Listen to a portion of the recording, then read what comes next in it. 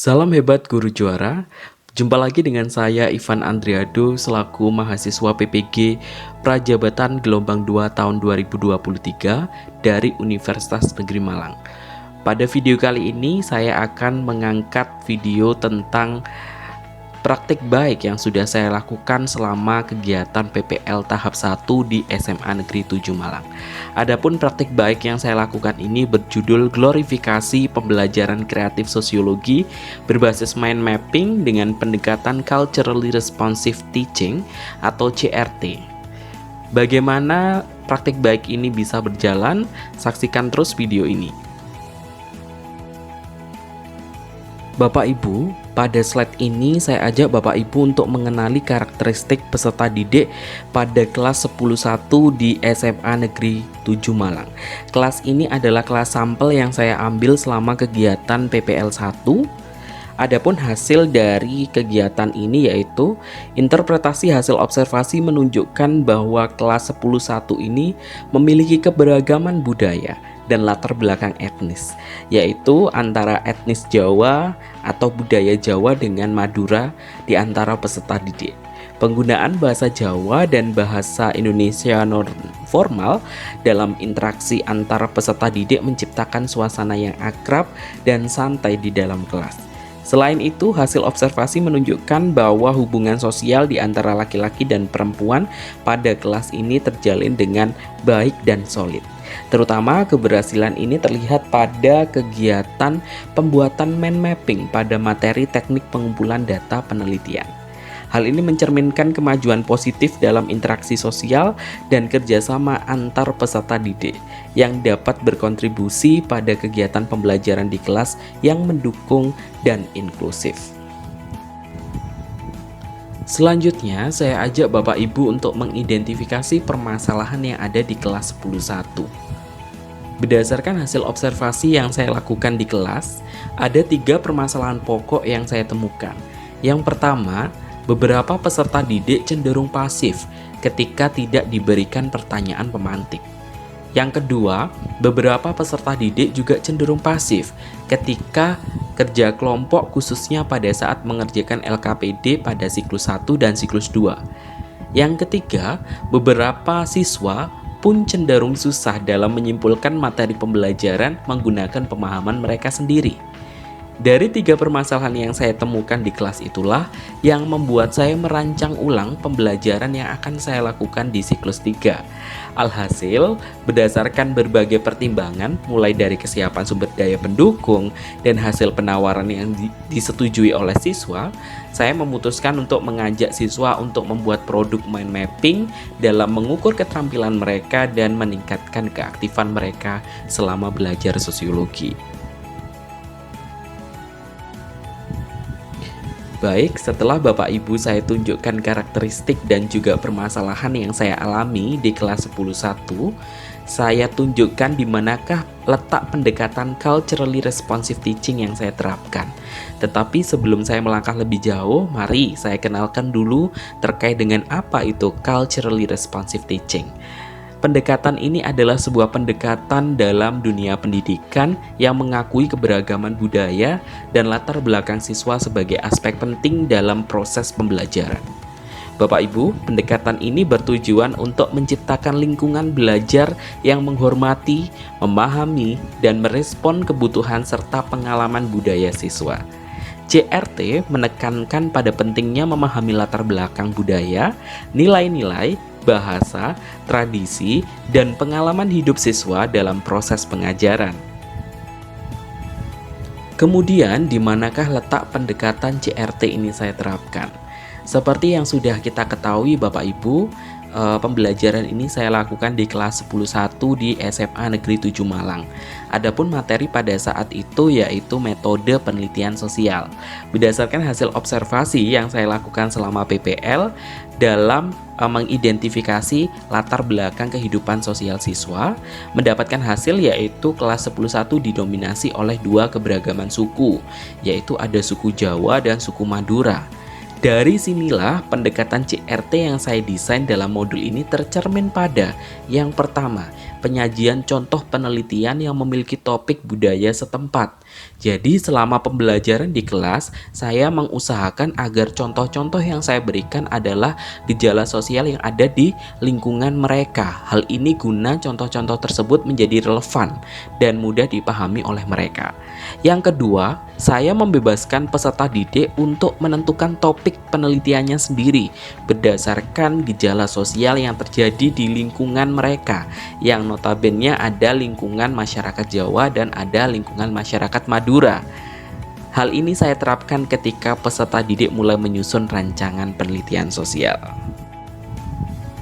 Selanjutnya Bapak Ibu, pasti Bapak Ibu semuanya penasaran bagaimana saya menerapkan pendekatan CRT tersebut. Tentunya ini berkaitan dengan scaffolding yang saya berikan. Scaffolding di sini adalah semacam bimbingan yang saya berikan kepada siswa untuk mengeksplor materi lebih jauh. Kurang lebih seperti itu menurut Yupita tahun 2013. Ada 3 bentuk scaffolding yang saya lakukan. Yang pertama yaitu peer tutoring, dengan cara membentuk kelompok kerja yang dapat menstimulus peserta didik untuk berkolaborasi guna memecahkan permasalahan yang dihadapi. Bentuk scaffolding yang kedua yaitu bimbingan dalam kelas. Bimbingan ini bisa dalam bentuk pelurusan konsep, pemberian stimulus di awal, dan juga saya biasanya selalu mengontrol progres rancangan penelitian pada setiap kelompok.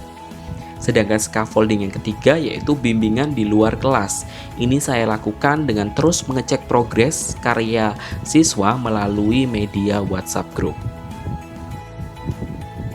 Selanjutnya, saya membahas tentang bagaimana sih pelaksanaan pembelajaran yang saya lakukan di kelas. Yang pertama, kita mulai mengenalkan pendekatan pembelajaran yang saya lakukan. Seperti yang sudah saya jelaskan tadi, bahwa pendekatan yang saya gunakan adalah Culturally Responsive Teaching atau CRT. Sedangkan strategi pembelajaran yang saya gunakan adalah Student Center Approach. Dan model serta metode pembelajaran yang saya gunakan yaitu model discovery learning dengan memadukan metode diskusi, tanya jawab, unjuk kerja, dan ceramah.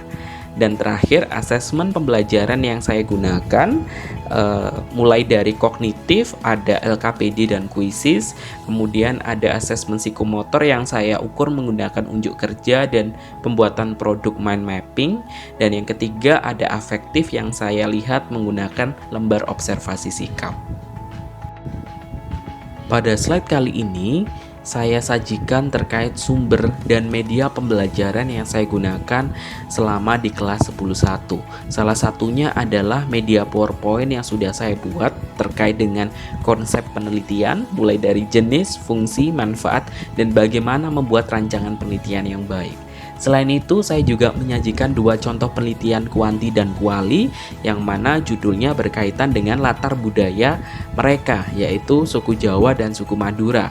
Diharapkan dengan memberikan contoh yang kontekstual seperti ini, peserta didik merasa diakui dan semakin bisa membandingkan antara 2 jenis penelitian tersebut. Kemudian saya juga membuat tabel perbedaan antara penelitian kuanti dan kuali. Selain itu, saya sadur dengan buku Sosiologi kelas 10 yang saya dapatkan dari perpustakaan SMA Negeri 7 Malang, dan kemudian ada juga buku saya yang sudah terbit yaitu Gamifikasi Gejala Sosial. Anak-anak sudah saya berikan handout terkait dengan sumber belajar yang saya gunakan ini. Selain itu, untuk mengenal jenis penelitian kuantitatif, saya juga memberikan peserta didik buku yang saya terbitkan juga, yaitu Tinjau Dinamika Sosial Ekonomi Kampung Tematik. Ini adalah sumber belajar atau buku yang saya ciptakan khusus dalam membedah materi atau jenis penelitian kuantitatif. Kemudian sumber selanjutnya yaitu tayangan YouTube seputar motivasi saya pasti bisa, karena hal ini dilatar belakangi adanya stereotip dari siswa menganggap bahwa materi metode penelitian sosial adalah materi yang sulit. Dengan tayangan video ini sangat berdampak pada stereotip tersebut. Kemudian yang terakhir adalah menggunakan media quizzes untuk mengukur pemahaman kognitif mereka. Baik Bapak Ibu, di slide sebelumnya saya sudah menjelaskan bahwa saya menggunakan model pembelajaran Discovery Learning pada pembelajaran kali ini. Itu artinya ada beberapa tahap yang sudah saya lakukan. Tahap yang pertama adalah pemberian stimulus, di mana ini saya lakukan dengan memberikan penelitian terdahulu berupa artikel penelitian yang berkaitan dengan kehidupan sosial budaya mereka. Selain itu, saya juga memberikan tayangan video pembelajaran tentang gejala sosial yang bisa mereka angkat menjadi topik penelitian. Yang kedua, yaitu identifikasi masalah, di mana identifikasi masalah ini stimulusnya saya berikan dengan berbeda di setiap siklusnya. Pada siklus 1 dilakukan dengan cara setiap kelompok mengidentifikasi topik penelitian yang akan mereka angkat. Pada siklus 2, mereka mulai menyusun rancangan penelitian. Dan pada siklus 3, mereka mengidentifikasi teknik pengumpulan data yang akan mereka gunakan menggunakan mind mapping. Kemudian tahap yang ketiga adalah pengumpulan data, di mana saya mengajak mereka untuk mencari informasi baik melalui jurnal, buku, maupun sumber lainnya. Dan bentuk scaffolding yang saya berikan di tahap ini adalah saya mengajari mereka bagaimana cara mengunduh artikel pada Google Scholar. Dan tahap yang keempat adalah pengolahan data, di mana saya mengajak mereka untuk menyusun hasil yang sudah mereka dapatkan dalam bentuk rancangan atau proposal penelitian sesuai dengan template yang sudah saya berikan. Selain itu, mereka mencoba membuat mind mapping agar memudahkan dalam mengidentifikasi teknik pengumpulan data yang akan mereka gunakan nanti. Dan langkah yang kelima adalah verifikasi hasil. Ini saya lakukan dengan cara memeriksa progres pada setiap kelompok dan memberikan masukan. Dan pemeriksaan ini saya lakukan secara internal dan presentasi produk di depan kelas. Verifikasi juga saya lakukan di luar kelas dengan menggunakan media WhatsApp group. Kemudian yang keenam adalah generalisasi, di mana di sini saya mencoba menyimpulkan pembelajaran, mereview pemahaman yang diperoleh siswa agar tidak terjadi kesalahan konsep. Selanjutnya, Bapak Ibu, saya ajak Bapak Ibu untuk melihat kelas saya. Di situ terlihat sekali terkait dengan bagaimana peserta didik bisa berkolaborasi dengan Enjoy selama pembuatan produk mind mapping. Selain itu, di foto sebelah kanan terlihat bagaimana saya menilai unjuk kerja yang dilakukan oleh siswa. Realitas pembelajaran saya di kelas telah Bapak Ibu saksikan melalui sampel foto atau dokumentasi dalam bentuk video pembelajaran yang ada pada sebelum slide ini. Nah, pada slide ini adalah waktunya saya untuk membagikan praktik baik dalam bentuk modul ajar yang sudah saya buat. Di sini ada dua modul ajar, di mana kode QR yang pertama itu menampilkan modul ajar pada siklus 1 dan 2. Sedangkan kode QR yang kedua menunjukkan adanya modul ajar pada siklus 3. Silahkan Bapak Ibu scan dan bisa Bapak Ibu gunakan atau mungkin bisa diterapkan di kelas Bapak Ibu semua. Kemudian saya ajak Bapak Ibu untuk mengamati hasil pembelajaran berbasis mind mapping dengan pendekatan culturally responsive teaching yang sudah saya lakukan. Berdasarkan praktik baik yang sudah saya lakukan ini selama 3 siklus pada kegiatan PPL 1 menunjukkan bahwa adanya kenaikan hasil belajar siswa pada siklus 3 yang signifikan dari siklus 1 dan siklus 2. Berdasarkan hasil observasi selama 3 siklus itu menunjukkan adanya keaktifan siswa yang semakin meningkat. Kegiatan kolaborasi yang awalnya hanya mengerjakan LKPD dan membuat rancangan penelitian membuat siswa cenderung jenuh dan cenderung pasif.